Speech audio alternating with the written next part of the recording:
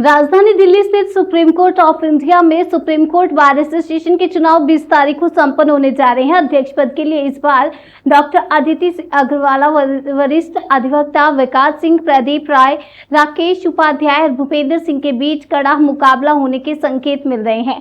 हमारे संवाददाता हरेंद्र कौशल ने चुनावी सरगर्मी के बीच विभिन्न उम्मीदवारों और उपस्थित अधिवक्ताओं से बातचीत की। चर्चा का प्रमुख विषय रहा सुप्रीम कोर्ट बार एसोसिएशन की भूमिका और विशेष रूप से उन युवा अधिवक्ताओं के लिए योजनाएं जो देश के विभिन्न राज्यों जैसे मध्य प्रदेश, राजस्थान, महाराष्ट्र, पंजाब और हरियाणा से एक सुनहरा भविष्य बनाने के सपने के साथ सुप्रीम कोर्ट आते हैं, परंतु यहां आकर कई प्रकार की चुनौतियों का सामना करते हैं। संवाददाता ने जानना चाहा कि यदि डॉक्टर अदिति सिंह अग्रवाल अध्यक्ष पद पर निर्वाचित होती हैं और जोशी संगीता सचिव पद के लिए तथा डॉक्टर संदीप सिंह कोषाध्यक्ष पद के लिए जीत कर आते हैं, तो वे इन युवा अधिवक्ताओं की समस्याओं के समाधान हेतु क्या योजनाएं लेकर आएंगे। उम्मीदवारों ने बताया कि उनका प्रमुख फोकस युवा अधिवक्ताओं के लिए सशक्त फंडिंग व्यवस्था, बेहतर मेडिकल सुविधाएं और मेंटरशिप के साथ साथ सुप्रीम कोर्ट परिसर में कार्य के लिए अनुकूल वातावरण बनाना रहेगा। इसके अलावा वे एक पारदर्शी और सहयोगात्मक कार्य प्रणाली को लागू करने की बात भी कह रहे हैं और जिससे हर वर्ग के अधिवक्ताओं को लाभ मिल सके। आइए जानते हैं क्या कहा उपस्थित उम्मीदवार अधिवक्ता ने। बहुत बहुत स्वागत है आपका जनशक्ति राष्ट्रीय न्यूज नेटवर्क पर। मैं हूँ हरेंद्र कौशल। अभी हम उपस्थित हैं सुप्रीम कोर्ट ऑफ इंडिया में। सुप्रीम कोर्ट ऑफ इंडिया के बीच में SCPA के चुनाव होने जा रहे हैं। वोटिंग 20 तारीख को है। आज डिबेट है। आज सारे कैंडिडेट जो है अपने अपने विचार रखेंगे, अपने जो भी सुप्रीम कोर्ट के अधिवक्ता उनके सामने, ताकि उनके विचारों को सुनकर लोग अपना माइंड प्रिपेयर कर सके, अपना विचार बना सके कि किसको उन्होंने वोट देना है, किसको विजय बनाना है, किस कैंडिडेट को जिताकर उनका भविष्य सुरक्षित होगा। प्रेसिडेंटशिप के इलेक्शन के लिए इस बार मैदान के बीच में 5 कैंडिडेट हैं। पिछली बार कपिल सिब्बल SCPA के अध्यक्ष थे। इस बार जो है 5 उम्मीदवार अध्यक्ष पद के लिए मैदान के बीच में है। मुख्य तौर पर प्रदीप राय, अदिति सिंह अग्रवाल, राकेश उपाध्याय, भूपेंद्र सिंह मैदान के बीच में है और उम्मीद की जा रही है कि इस बार जो मुकाबला है काफी कांटे का रहने वाला है। अगर हम बात करें तो विकास सिंह भी पहले चुनाव लड़ चुके हैं, प्रदीप राय पहले उपाध्यक्ष रह चुके हैं और अदिति सिंह अग्रवाल एक बार अध्यक्ष पद के ऊपर रह चुके हैं।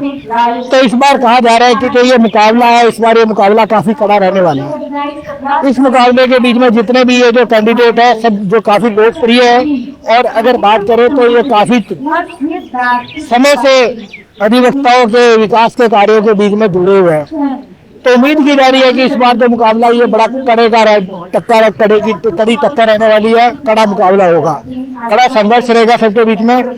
जानते हैं यहाँ पर जो उपस्थित अधिवक्ता है कि इस बार किसके पक्ष के बीच में बाजी जाने वाली है। कि विकास सिंह के द्वारा एक पिटीशन दायर की गई थी कि जो जिनकी 25 से पेरेंट्स नहीं होंगी वो लोग वोट नहीं डाल सकते, लेकिन आज जो हमने सुना है यहाँ पर वो जो भाषण दे रहे थे उसके बीच उन्होंने बोला कि उन्होंने कुछ ऐसा नहीं कहा था। तो इस विषय में आप कहते हैं?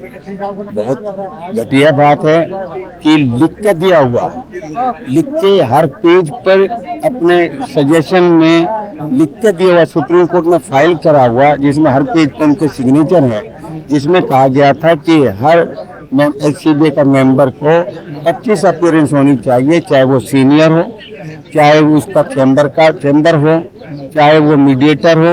उसको कोई भी जो प्रॉक्सिमिटी कार्ड से एंट्री कर रहा है उसको कोई कंसेशन नहीं मिलेगा। हर एक की 25 अपीयरेंस होनी चाहिए और उनकी कैंसिल करी जानी चाहिए।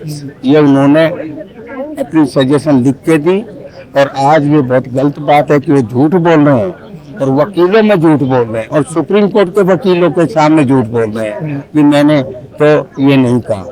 आज वो रिपोर्ट की बात कर रहे हैं। रिपोर्ट में वो रिपोर्ट उनकी लाई गई नहीं, उनके कहने से ये कमेटी बनी और कोर्ट को जो है वो इस तरीके से गुमराह किया कि कोर्ट जो है जो अपना ऑर्डर पास करें, क्योंकि बाहर यहाँ जनरल बॉडी में तो इस तरीके के जो अमेंडमेंट आ नहीं सकते। ये बात सही है कि जनरल बॉडी में जो एंटी वकीलों की जो रूल होंगे वो जनरल बॉडी कभी पास नहीं करेगी। तो उन्होंने ये कहा था कि आप जो है कोर्ट जो है जुडिशल ऑर्डर पास करें और ये सिर्फ कंडीशन लगाए ताकि जो वकील है उनको वोटिंग राइट नहीं रहे। तो इस तरीके से झूठ बोलना बहुत गलत बात है। सर क्या क्या योजना लेके आने वाले हैं इस बार आप?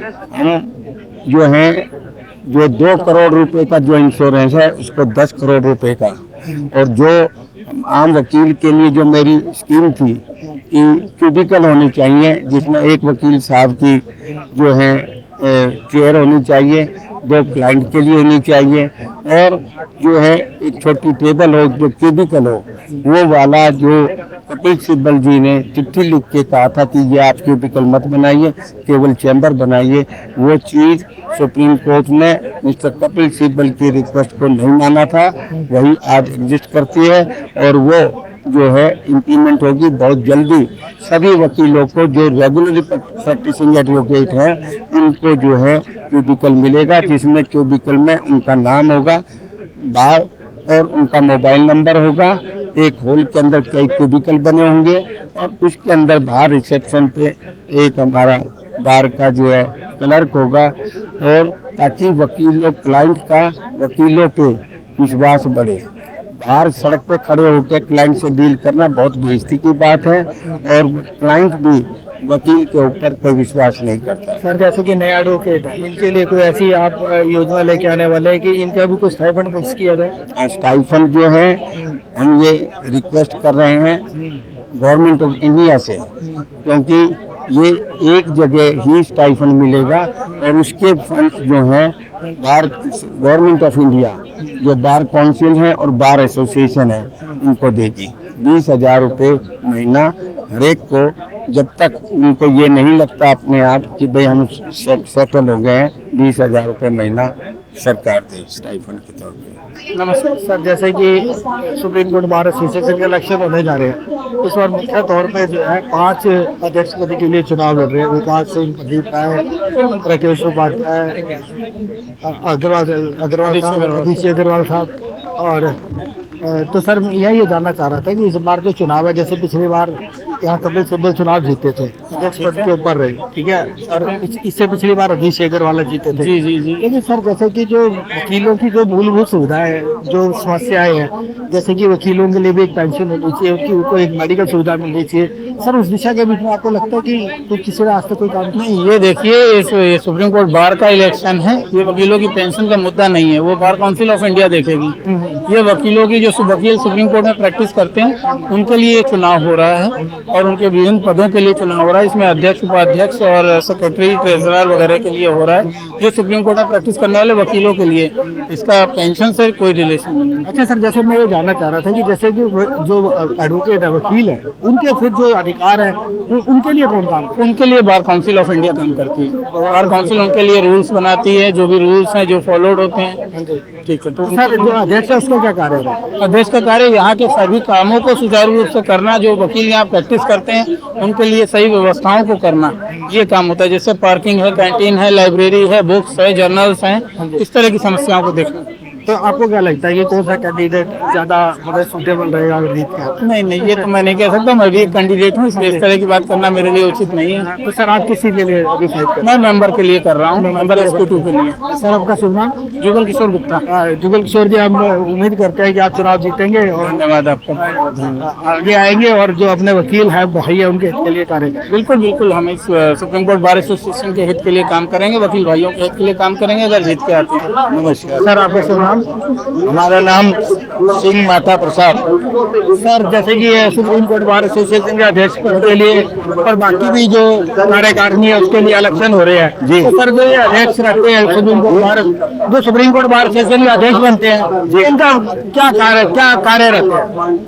इनका कार्य बार के वेलफेयर के लिए मेंबर्स के वेलफेयर के लिए फंड्स इकट्ठा करें, उनके कल्याण के लिए, उनके लाइफ इंश्योरेंस के लिए, हेल्थ के लिए, उनके फैमिली बच्चों के लिए जो इंडिपेंडेंट हैं, इन सबके वेलफेयर के लिए होना चाहिए। और यहाँ हेल्थ के लिए भी होना चाहिए, जिस प्रकार दिल्ली हाई कोर्ट में एक्सरे का एलोपैथ, होम्योपैथ और आयुर्वेद तीनों प्रकार का ट्रीटमेंट है, वो यहाँ बार के मेंबर के लिए भी होना चाहिए। तो आपका ये कहना है कि जो मूलभूत सुविधाएं हैं एडवोकेट के लिए उनको मिलनी चाहिए। पूरी तरीके से नहीं है, वो पूरी तरीके से नहीं है। तो सर कैसे एडवोकेट्स की रेजिडेंशियल प्रॉब्लम है, उनको जो है बार के अध्यक्ष होने के नाते सरकार से वो लैंड ले और वकीलों को लैंड अलॉट करे उसी रेट में, और उस हिसाब से वकील बना लेंगे। मेरा शुभ नाम आदर्श निगम है। आदर्श जी, जैसे ये चुनाव हो रहे हैं सुप्रीम कोर्ट बार एसोसिएशन के, जो मूलभूत सुविधाएं हैं, जैसे आप बिल्कुल एक यंग एडवोकेट है, अभी आपका भविष्य आपके सामने पड़ा है, बिल्कुल आप क्या चाहते हैं कि किस प्रकार की सुविधाएं मिलनी चाहिए? क्या ऐसे सेमिनार यहाँ पे स्टार्ट करने चाहिए जिसमें कि जो नए एडवोकेट आ रहे हैं उनको एजुकेट किया जा सके, जो नए नए कानून आ रहे हैं उनके बारे में उनको समझाया जा सके, उनको बताया जा सके? क्या इस तरीके की जो ये सुविधाएं इनकी जरूरत महसूस करते हैं आप लोग? बिल्कुल जरूरत महसूस करते हैं। जो मूलभूत सुविधाएं हैं जो यंग लॉयर्स के लिए होनी चाहिए, जूनियर्स के लिए होनी चाहिए। आज के डेट में जो जूनियर्स हैं उनको काफी दिक्कत का सामना करना पड़ता है, क्योंकि जूनियर्स के लिए बहुत कम सुविधा है। हमारे बार में बहुत फंड है, पर जूनियरों के लिए फंड का यूटिलाइजेशन नहीं है। अब जूनियर यहाँ पे आके बैठ जाता है, वो ऐसा कर सकता है, डेट भी ले सकता है, तो सीनियर उसको एंगेज कर सकता है, पर नहीं, सीनियर भी उसको रेम्यूनरेशन नहीं देना चाहता है, जूनियर ही बेचारा खाली बैठा रहता है, और पब्लिक जो है सफर कर रही है। आप क्या चाहते हैं, क्या क्या सुविधाएं मिलनी चाहिए?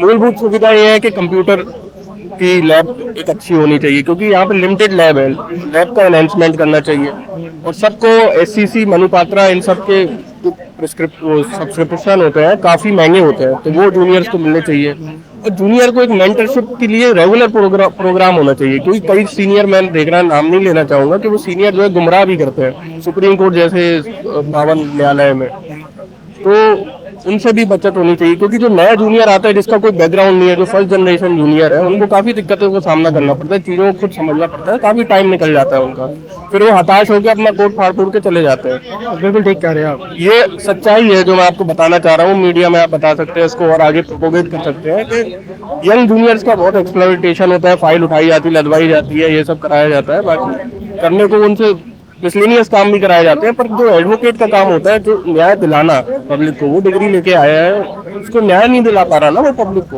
और ना ही उसकी ट्रेनिंग हो पा रही है प्रॉपर। तो प्रॉपर ट्रेनिंग, मेंटरशिप होनी चाहिए रेगुलर।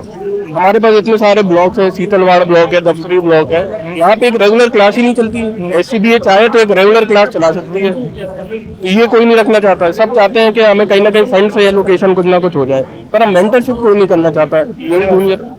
सर, अभी चुनाव लड़ रहे हैं सुप्रीम कोर्ट बार एसोसिएशन का। हाँ, सुप्रीम कोर्ट बार एसोसिएशन का कल हमारा इलेक्शन है। सर, जो नए एडवोकेट है उनके लिए क्या योजना लेके आने वाले हैं? हमारे को सबसे अच्छी योजना है, सब लोगों के पास चैम्बर होने चाहिए अपने पास। चैम्बर ना मिले कम से कम, क्योंकि यहाँ पे स्पेस की बड़ी दिक्कत है, तो सब लोगों के पास क्यूबिकल मिलने चाहिए। हम लोग 20 साल पहले हमने जब प्रैक्टिस स्टार्ट की थी, तो तब से अब तक हम देख रहे हैं चैम्बर्स की यहाँ प्रॉब्लम है। और जो नए लोग चैम्बर्स यहाँ प्रैक्टिस करने के लिए आते हैं, उन लोगों को बैठने के लिए भी यहाँ जगह नहीं मिलती। सबसे पहले उन्हें कम से कम बैठने के लिए लाइब्रेरी में या चैम्बर्स में या क्यूबिकल्स कुछ ना कुछ उन्हें प्रबंध किया जाना चाहिए। सर, जैसे कि नए एडवोकेट आते हैं, जैसे पुराने एडवोकेट हैं उनकी बड़ी अच्छी प्रैक्टिस है, कई लोग हैं जिनकी अपीयरेंस इतनी ज्यादा है कि उनको कोई फर्क नहीं पड़ता है, लेकिन जो नए एडवोकेट आते हैं, जो बेचारे मतलब कोई बिहार से आ रहा है, कोई उत्तर प्रदेश से आ रहा है, कोई महाराष्ट्र से आ रहा है, दूर दूर से आते हैं, सुप्रीम कोर्ट एक बड़ा सपना लेकर आते हैं प्रैक्टिस करने के लिए, तो सर उनके लिए कुछ स्टाइफंड होना चाहिए सर, जब तक? नहीं, हमने तो हमेशा लगातार आवाज उठाई है कि जितने भी नए यंग लॉयर्स आए तो कम से कम 5,000 रुपये उनके लिए स्टाइपेंड पर मंथ का होना चाहिए। जितने भी सर बड़े बड़े सीनियर्स हैं, उन लोगों से भी हमने कई बार रिक्वेस्ट किए कि जितने भी सारे यंग लॉयर्स आते हैं, जिनके 1 साल या 2 साल 3 साल रहते हैं, उन लोग को, सब लोगों को स्टाइपेंड देना चाहिए, 5,000 रुपये पर मंथ कम से कम मिलना चाहिए। सर, अगर आप जीत के आते हैं तो आप इन चीजों के लिए आगे फाइट करेंगे? नहीं, हम पहले भी रह चुके हैं और अभी आगे भी, पहले भी आवाज उठाते रहे, आगे भी आवाज उठाते रहेंगे हमेशा। तो सर, मेडिकल सुविधा के लिए क्या आपकी योजना है? मेडिकल के लिए हम लगातार प्रयास कर रहे हैं। पहले भी हमने लगातार प्रयास किया है और इसमें हमने अभी फिलहाल 2 लाख रुपए का जो इंश्योरेंस हुआ फ्री ऑफ कॉस्ट हमने सब लोगों के लिए, जितने भी वोटर हैं सबके लिए लागू कर दिया है और आगे हम इसको बढ़ा के 5 लाख रुपए का इंश्योरेंस सब जितने भी परमानेंट वोटर्स हैं सबके लिए फ्री करेंगे। नमस्ते सर, शुभ नाम आपका? सूर्य प्रकाश निगम। सूर्य प्रकाश जी, जैसे कि आप देख रहे हैं क्या सुप्रीम कोर्ट बार एसोसिएशन का इलेक्शन हो रहा है, हर साल का अध्यक्ष बनता है, लेकिन जो एक मूलभूत सुविधाएं मिलनी चाहिए एडवोकेट्स को, क्या वो मिल पा रही है? एक्चुअल में क्या है कि सब लोग वादा करते हैं, 25 साल से मैं देख रहा हूँ, 20 साल से, कि यहाँ पे लोग प्रॉमिस तो सब कुछ करते हैं कि हम ये दे देंगे, तारे तोड़ के दे देंगे, सब कुछ दे देंगे, किंतु उसके अनुसार ये कुछ भी नहीं दे पाते। एक्चुअल में अभी तक जितने भी प्रेसिडेंशियल कैंडिडेट आए हैं उन्होंने कुछ कुछ तो काम किया है, किंतु देखिए ना तो लॉयर्स के चैम्बर है, मैं 18 साल से यहाँ पे हूँ सुप्रीम कोर्ट में, अभी मेरे पास चैम्बर नहीं है। 18 साल की वकालत सुप्रीम कोर्ट में होने के बावजूद सर, जैसे डीसी अग्रवाला ने क्यूबिक सेल जो स्टार्ट करने की कोशिश की थी जी, वो जो इनकी स्कीम थी वो कैसी थी? वो स्कीम ठीक थी, किंतु उसको इम्प्लीमेंट प्रॉपरली नहीं किया गया। लोगों ने क्या किया कि इसमें जो चैम्बर्स बनाना कर दिया, चैम्बर्स बना दिए, तो उसमें क्या है कि ज्यादा एडवोकेट्स उसमें अकोमोडेट नहीं हो पा रहे हैं, तो जबकि नंबर ऑफ एडवोकेट्स ज्यादा है तो हमें उनके लिए जो सबको अकोमोडेट करना चाहिए, सबको मिलना चाहिए। क्या है यहाँ पे जो खानदानी वकील है, खानदानी एडवोकेट है, उन्हीं को अकोमोडेट किया जा रहा है, उन्हीं को चैम्बर, उन्हीं को केसेस, उन्हीं को सब कुछ मिल रहा है, और जो फर्स्ट जनरेशन लॉयर्स है उनको जो प्रॉब्लम झेलनी पड़ती है, सबसे बड़ी प्रॉब्लम ये है। सर, आप भी चुनाव लड़ रहे हैं सीबीआई का? जी हाँ, कौन से पद के लिए? मैं यहाँ पर ज्वाइंट सेक्रेटरी, ज्वाइंट ट्रेजरर पद के लिए चुनाव लड़ रहा हूँ। ज्वाइंट ट्रेजरर मेरा बैलेट नंबर 4 है और मैं यहाँ पे सुप्रीम कोर्ट में जो लोग कर नहीं पाए, चैम्बर नहीं दिला पाए, क्यूबिकल्स नहीं दिला पाए, जूनियर एडवोकेट्स का ध्यान नहीं रख रहे हैं, उनके लिए कोई स्टाइपेंड नहीं दे रहे हैं, बस बोल दिया कि हाँ स्टाइपेंड मिलेगा जूनियर एडवोकेट, बट कोई भी सीनियर एडवोकेट प्रॉपर स्टाइपेंड नहीं दे रहे हैं ताकि उनका जीविकोपार्जन ठीक से हो सके, अच्छे से दिल्ली जैसे शहर में रह सकें। तो सर, आपके जो अगर आप जीत के आते हैं तो आपकी जो पहली जो प्राथमिकता यही रहेगी? पहली प्राथमिकता मेरी जूनियर्स के फेवर में रहेगी। सबसे पहले मैं जूनियर्स के हित में काम करूंगा।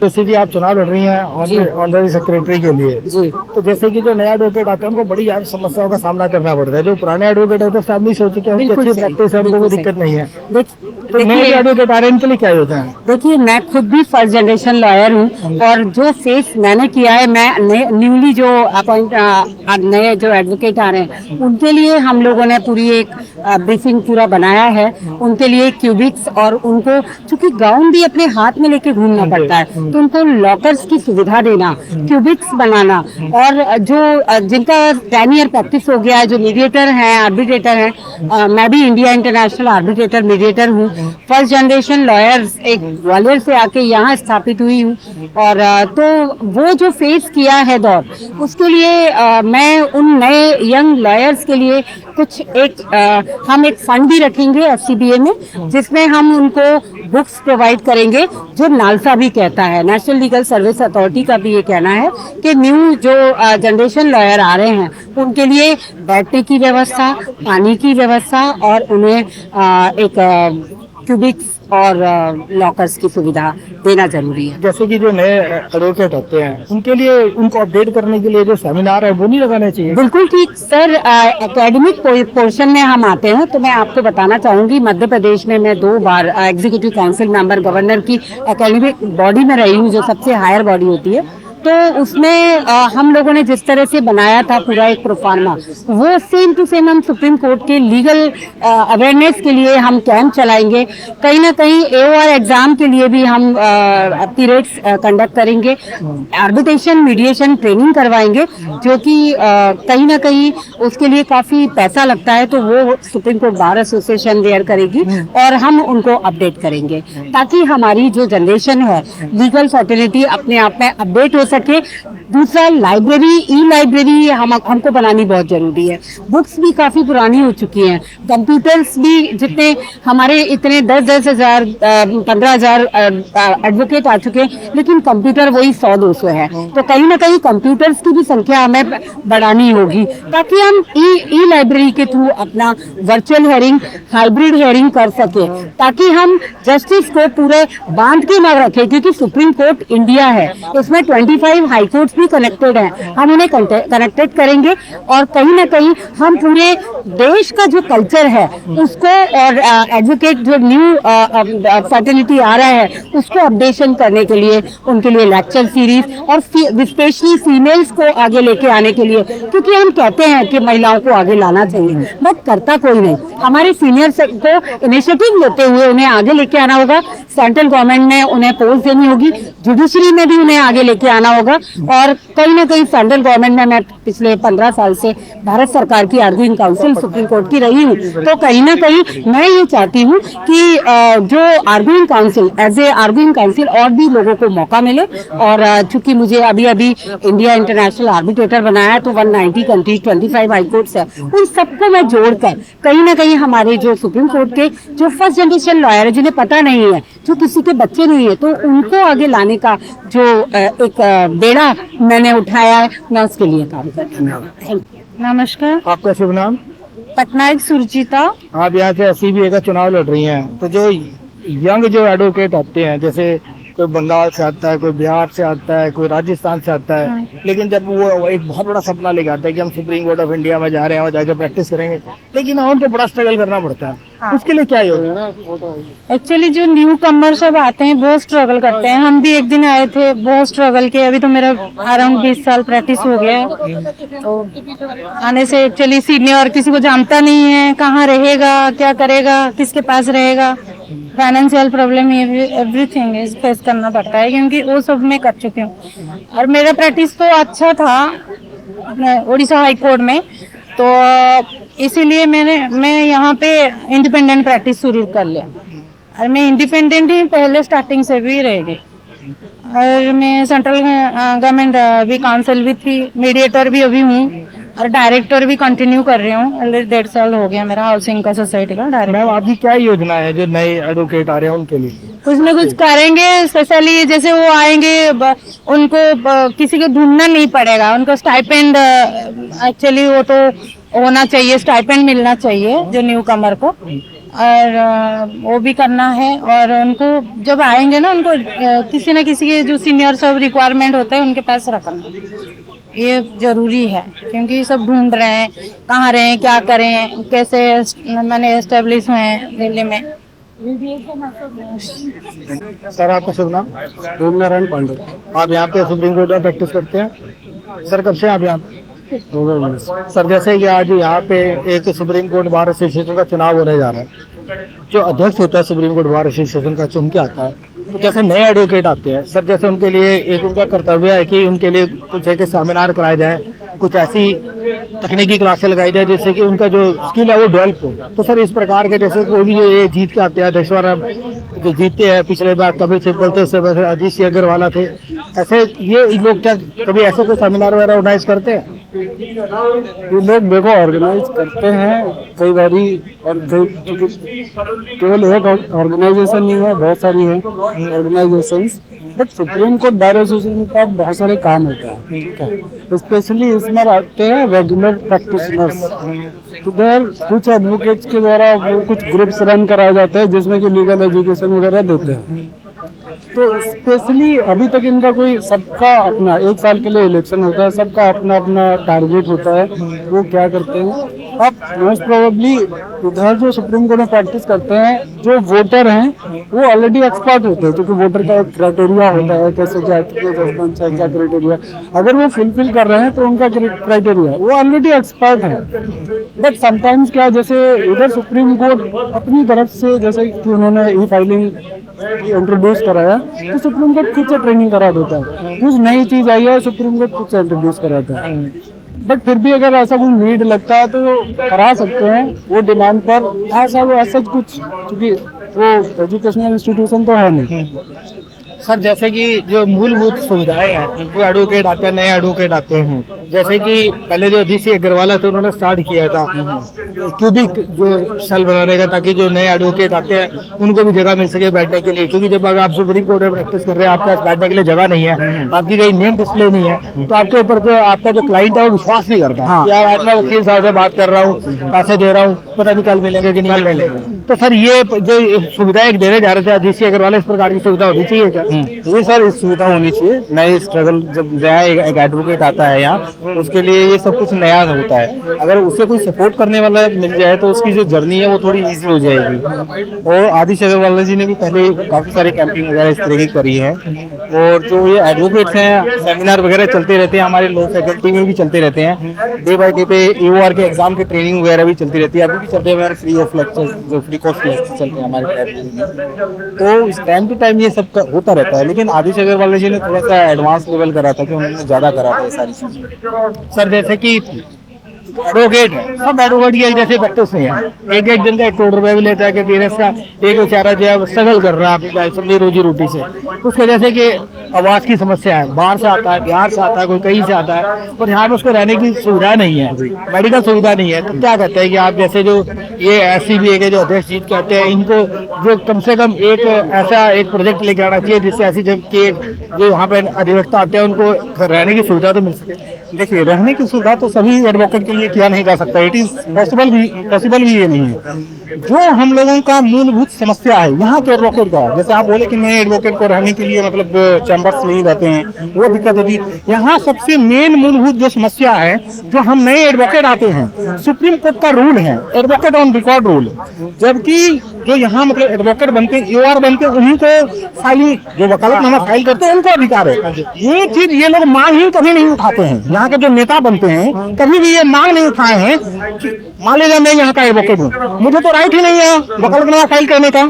दिल्ली हाई कोर्ट कर सकता है, डिस्ट्रिक्ट कोर्ट कर सकता है, then why I can not file the वकालतनामा इन सुप्रीम कोर्ट? बहुत बढ़िया, कौन हमारी मांग को उठाएगा? और यहाँ जो है बहुत सारे एडवोकेट अपना लॉबी बना करके रखते हैं। इस चीज को तोड़ना होगा। जो भी नेता बने ये मांग को उठाए। मान लीजिए हम वकालतनामा अगर फाइल नहीं करते हैं, कोई भी क्लाइंट आता है मेरे पास, ठीक है, वो तो बोलेगा अरे आप तो एलिजिबल ही नहीं है वकालतनामा फाइल करने की, तो मैं यहाँ प्रैक्टिस कैसे कर रहा हूँ? सुप्रीम कोर्ट बहुत अच्छा ऑब्जर्वेशन की थी एक केस में। उन्होंने कहा था Supreme Court is the last temple of justice. I agree with this, Supreme Court is the last temple of justice. लेकिन सुप्रीम कोर्ट ने एक बात इसमें और कहा कि अगर अच्छे वकील नहीं आएंगे तो सफर करना पड़ेगा क्लाइंट को। तो जज भी तो अच्छे नहीं होते हैं, तो सफर कौन करेगा? आजकल तो देख ही रहे 15 करोड़ जज के पास से निकल रहा है, तो वो कैसे सफर? मान लीजिए हम तो बहस करेंगे, आर्गुमेंट करेंगे, लेकिन जज अगर बाहर से जाए तो कौन सफर करेगा? बिल्कुल। तो आप मुझे राइट नहीं करें। दूसरी चीज और क्या है, सुप्रीम कोर्ट के जज के लिए ही एग्जाम नहीं है, वो बिना एग्जाम के आते हैं, जज बने हुए हैं, लेकिन हमारे लिए एग्जाम कर दिया है AOR का। तो इसके लिए इन लोगों को मांग उठाना पड़ेगा इन फ्यूचर। नहीं तो यहाँ जो सुप्रीम कोर्ट में कभी भी जो नए एडवोकेट आते हैं उसके लिए काफी परेशानी है, काफी दिक्कत है। सुप्रीम कोर्ट बार एसोसिएशन के इलेक्शन हो रहे हैं, जो यहाँ पर कैंडिडेट चुनाव लड़ रहे हैं। अभी हमने उनसे बातचीत की, उनसे जानना चाहा कि खास करके जो नए एडवोकेट आते हैं, एक बहुत बड़ा सपना लेकर आते हैं कि हम सुप्रीम कोर्ट में प्रैक्टिस करने के लिए आज जा रहे हैं। कोई महाराष्ट्र से आ रहा है, कोई मध्य प्रदेश से आ रहा है, कोई राजस्थान से आ रहा है, कोई हिमाचल से आ रहा है, कोई पंजाब से आ रहा है। सबका एक सपना होता है कि हम आएंगे, सुप्रीम कोर्ट में प्रैक्टिस करेंगे और एक बड़ा एडवोकेट बनकर निकलेंगे। लेकिन जब वो यहाँ पर आते हैं तो उनको बहुत सारी समस्याओं का सामना करना पड़ता है। आज हमने जो यहाँ कैंडिडेट इस बार जो चुनाव लड़ रहे हैं सुप्रीम कोर्ट बार एसोसिएशन का, उससे बातचीत की, उनसे जानना चाहा कि नए एडवोकेटों के लिए उनके पास क्या योजना है। पुराने कुछ एडवोकेट ऐसे हैं जिनकी बहुत अच्छी फीस है, जिनको फर्क नहीं पड़ता है, वो यहाँ पर दिल्ली के बीच में अपना आराम से अपना जीवन चला सकते हैं, रह सकते हैं, उनको कोई किसी प्रकार की समस्या नहीं है। लेकिन जो नया एक एडवोकेट आता है, एक जो अभी जिसने अपना जीवन शुरू किया है, उसको यहाँ पर आके स्टाइफंड तक नहीं मिलता। जो बड़े एडवोकेट है उनको इतनी स्टाइफंड नहीं देते हैं, उतने पैसे उनको नहीं मिलते हैं जिनसे कि उनका यहाँ पर जीवन यापन हो सके। तो हमने सबसे जानना चाहा और सबका एक ही कहना था कि जितने नए एडवोकेट आ रहे हैं उनको स्टाइफंड मिलना चाहिए, उनको मेडिकल सुविधा होनी चाहिए, उनके लिए यहाँ क्यूबिकल जो बैठने के लिए सिटिंग अरेंजमेंट होना चाहिए, ताकि वो लोग अपना नेम प्लेट लगा सके, अपना बैठ सके। ताकि जो क्लाइंट आता है उसका विश्वास बन सके, उनको भी पता लगे कि ये जो एडवोकेट है ये सुप्रीम कोर्ट में वाकई प्रैक्टिस करता है, सुप्रीम कोर्ट में रजिस्टर्ड है, ताकि अगर वो उसको केस दे या उसको पैसे दे तो उनके ऊपर पूरा विश्वास बना रहे, उनको लगे कि अगर हम अगली बार आएंगे तो ये एडवोकेट हमें यहीं बैठा मिलेगा।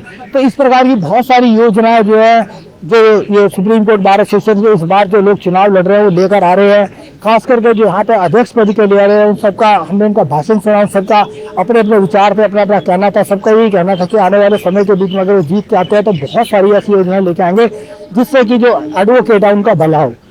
अपने सहयोगी कैमरामैन विमल चौहान के साथ हरिंदर कौशल, जन सेतु, राष्ट्रीय news network, supreme court of India, Delhi.